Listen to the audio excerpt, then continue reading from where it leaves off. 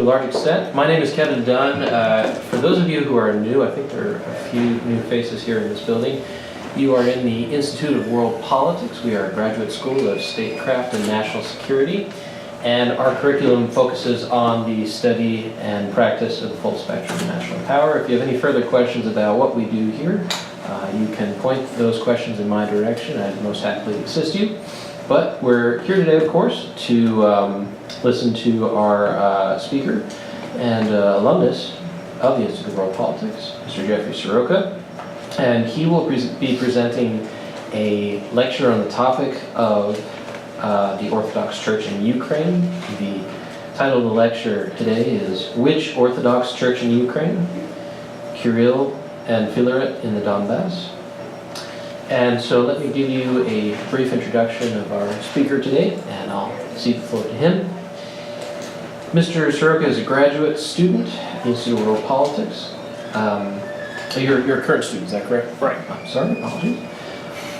Studying international affairs, and he obtained his Bachelor of Arts in Government from Patriarch Kirill College in 2015. I know you have spoken here on several occasions before. We want to thank you for coming out again. And without further ado, let us please give him a warm welcome round of applause. Thank you. Thank you for coming. As he said, the topic of the lecture is "Which Orthodox Church in Ukraine? Kirill and Filaret in the Donbas." So we will start with a brief overview of the Orthodox Church itself, starting with just a very quick overview of the religious makeup of Ukraine. According to recent statistics, you can see Christian Orthodox makes up the majority. You have Roman Catholic and Protestant and other types of unaffiliated Christians making up another large majority, but the Orthodox Church itself, of various iterations, makes up the vast majority. This is going to be a very brief history. Obviously, Orthodoxy and Eastern Orthodoxy are much larger than just Ukraine and even larger than just Russia, so this is by no means comprehensive, just touching on some of the most relevant points for today's discussion. And of course, the discussion today is going to focus primarily on Ukraine with a little bit on Russia and Eastern Europe in general. The region was known as Ruthenia, and initially it was pagan, as much of the region was. The aristocracy began to convert after Eastern Orthodoxy began to spread in the region around 867 AD. The conversion of the aristocracy was primarily political in nature. It was a way of consolidating power. Latin, Christendom, and paganism maintained some influence in the region, but they were by no means dominant. Kiev at that point was not elevated to the position of a patriarchate back in the first millennium, and when Isidore of Kiev became metropolitan, he was called the metropolitan because he wasn't yet a patriarch. At one point in let's see. So later in the 1400s, there was some push to consolidate with Rome, and some members of the Eastern Orthodox Church were in favor of this consolidation, and Isidore was actually a supporter of that consolidation, and he did have some others who supported that idea. However, when he returned and started speaking with leaders, and especially the aristocracy in the region, some of them were supportive, but when he spoke with the Grand Prince in Moscow, the Grand Prince was not supportive. He actually had Isidore imprisoned and eventually expelled. Isidore made it back to Rome and became a bishop in the Roman Church. However, at that point, there was no metropolitan. The Grand Prince appointed Ryazan as the metropolitan. Later on, when the Grand Prince took the title of Tsar, he gave the title of Patriarch to Ryazan. However, this title wasn't officially recognized by Constantinople. It was only later through some political deals that position officially became a patriarchate. Now, after the Bolshevik Revolution, when the communists were in control of Russia, obviously many of them were not religious, were not in favor of the Russian Orthodox Church. However, to a certain extent, some of the clergy were involved with the revolutionaries, and so it was used as an arm of state influence. There were independent religious communities that still continued to exist, but these were very decentralized. Some of them continued to recognize there was a series of patriarchs who had been appointed after Isidore, but they weren't officially recognized. They still weren't officially recognized by Constantinople, and so these independent communities didn't have regular communication with those patriarchs either. They continued to recognize them, but they didn't really have a whole lot of influence or ability to coordinate. It's interesting to note that during the German invasion, there were a lot of devout Russian Orthodox believers who did fight with the Red Army. Despite some of the repressions that they had experienced at the hands of the Soviets, they were still very willing to support the idea of a unified Russia against the Germans, and that did end up bringing a little bit of relief in some of the repressions, but it didn't by any means bring full religious freedom. And then what we're really getting into here is after the Soviet Union fell, you did have several of these communities reassert their independence. You saw the Ukrainian Autocephalous Church come into being again. You saw kind of come out of the shadows. It had existed underground. You saw the Greek Orthodox Church reassert itself.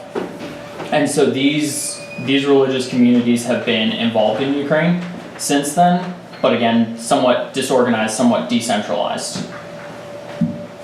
So obviously this brings up the question of why does this matter? I'm going to make it clear, I'm not arguing that the conflict in Donbas is a religious conflict. It's not. However, religion does motivate people's actions. It motivates both individual actions and actions at the state level, so it is important to recognize how deeply rooted some of those religious beliefs are, and that will allow us to better understand some of those actions. So the primary reason why I got interested in this topic was that back in 2015, Patriarch Kirill, he's the Patriarch of the Russian Orthodox Church, declared that godlessness is becoming the state ideology of Ukraine. This obviously upset a lot of both Ukrainian Orthodox believers and just Ukrainians in general. And it's led to some other decisions on the part of the Russian Orthodox Church. It's led to obviously some mixed reactions from the Ukrainians. Now, Ukraine is not as religious as it perhaps was in the past. However, religion still has a very important influence in the country. It's also important to note that Ukraine actually contains a larger number of Russian Orthodox churches than Russia itself. So since Kirill's statement, you have actually seen some Russian Orthodox believers and even Ukrainian Orthodox Moscow Patriarchate parishes switch their allegiance. Some people leaving their church and going to a Kiev Patriarch church, or even whole parishes saying that they were now under the Kiev Patriarchate instead. This has led to some legal battles, obviously, over church property. We've seen something similar with, say, the Episcopal Church here in the US. Now, with some of these churches switching, obviously there have been claims that some of these leaders were coerced by the government in Kiev.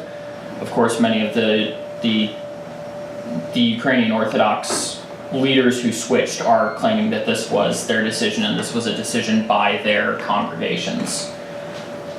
So there's this individual that I mentioned here at the bottom, Sergei Cheknin. I hope I'm pronouncing that correctly. He occupied a fairly high editorial position within the Journal of the Moscow Patriarchate, and he was removed from that position after he criticized some of Kirill's actions and statements. And he's actually been one of the people who has talked a lot about many of these Ukrainian Orthodox churches switching their allegiance. And this causes concern, obviously, for Kirill, because if even the majority you wouldn't need all of them, but if even a large majority of those churches declared allegiance to the Kiev Patriarchate instead, it would severely limit Kirill's influence in eastern Ukraine and possibly even lead to Russian Orthodox congregations in, say, Romania and other nations looking at switching their allegiance as well. So I'm going to go over real quick. There's a concept within Eastern Orthodoxy known as Symphonia. In a Western mindset, especially in the US, we have the concept of separation of church and state. We see them as two separate authorities that sometimes act in conjunction, but that we believe those authorities should be separate, and we see a lot of legal battles. It's not that way in Ukrainian Orthodoxy, and it can sometimes come across as state-controlled religion, or vice versa, the state being controlled by the religion.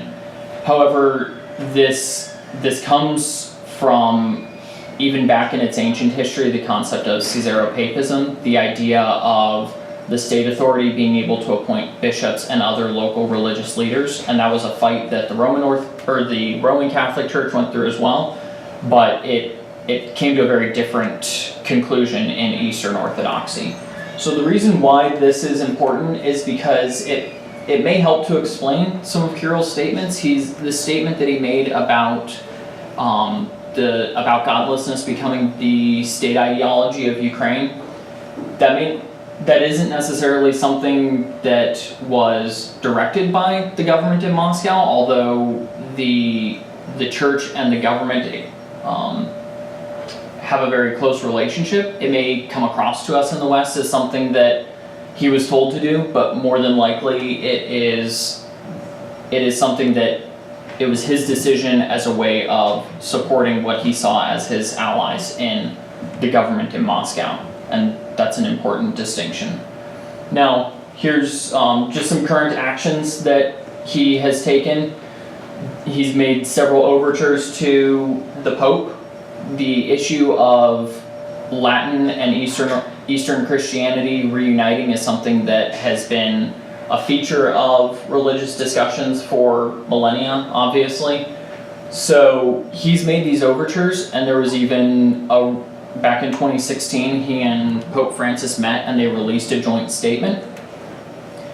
Now, while Kirill may be a prominent leader in the Eastern Orthodox Church, and while the Patriarch of Constantinople is not the equivalent of the Pope in Eastern Orthodoxy, it's important to recognize that this joint statement that they released, it does bear some influence. However, it is not necessarily something that overrides doctrine for other Eastern Orthodox churches.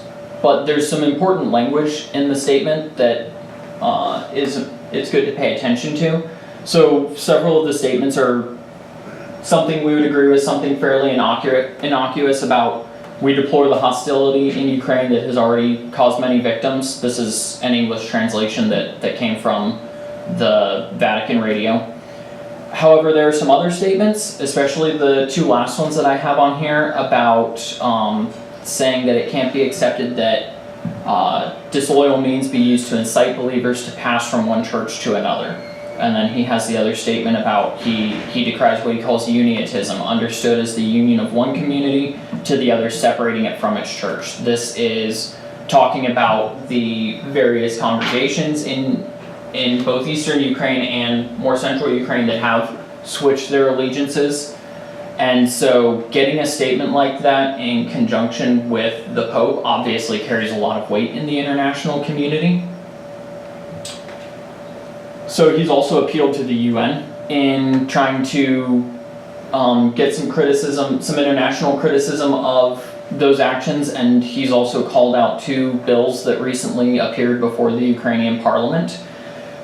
This bill 4155, I've seen it listed both as 4155 and 4551, just in case anybody was interested in looking up any more information on it. So both of these dealt with the relationship between the Ukrainian government and the Eastern Orthodox congregations. They see some of the Eastern Orthodox leadership, especially leaders within the Moscow Patriarchate, as a potential insider threat of a kind.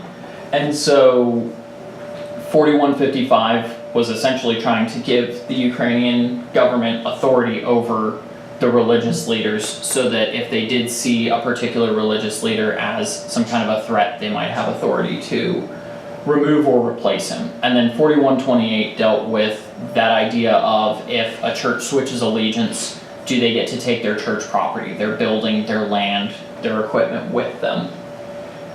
Based on what I was able to find, I believe these bills did pass. The language that Kirill and other Moscow Patriarchate leaders used when discussing it indicates that these bills did pass. So Patriarch Filaret, he is the Patriarch of the Kiev Patriarchate, and this title Patriarch, though, is not officially recognized by Constantinople. So, like I said, the Eastern Orthodox Church is not as centralized as the Roman Catholic Church. So it's not that he has to have the recognition of Constantinople in order to take the title Patriarchate, but it does carry more authority if he were to get recognition. And so there have been efforts on the part of the Kiev Patriarchate in order to get that official recognition, and those efforts have been resisted by Moscow Patriarchate and Russian Orthodox leaders. And so, involving the actual situation in eastern Ukraine and the protests in Kiev, he and several other priests, they were involved there. They did help minister. That's brought about some criticism, obviously, from the Russian Orthodox leadership. And also, obviously, he's been vocal about his desire to see them united under the Kiev Patriarchate. So, obviously, this is a sensitive issue, especially in the West. That idea of the ties between political authority and religious authority is something that's caused a lot of tension, and it causes even more tension in this area. And so I understand sometimes, especially Western political leaders, aren't comfortable touching on issues of religion. However, we do need to recognize that this is a part of the conflict there. There might not be a whole lot for the political leadership in this country or in the UN to do. However, the religious leadership, especially in the Roman Catholic Church, could be more vocal in their support of the Ukrainian Orthodox Church's bid to get recognition from Constantinople. That act of just being more vocal in support, it obviously doesn't carry any legal weight with the church, but it could put more pressure on them to seriously consider this application. And as the conflict continues, international observers should obviously continue to monitor the issue in Ukraine. The two bills that were brought before the Ukrainian parliament recently aren't the only two that are going to be considered in the near future, and with the conflict going on, there is a pressure to pass more bills that are going to curtail the influence that the Russian Orthodox Church might have over the Ukrainians.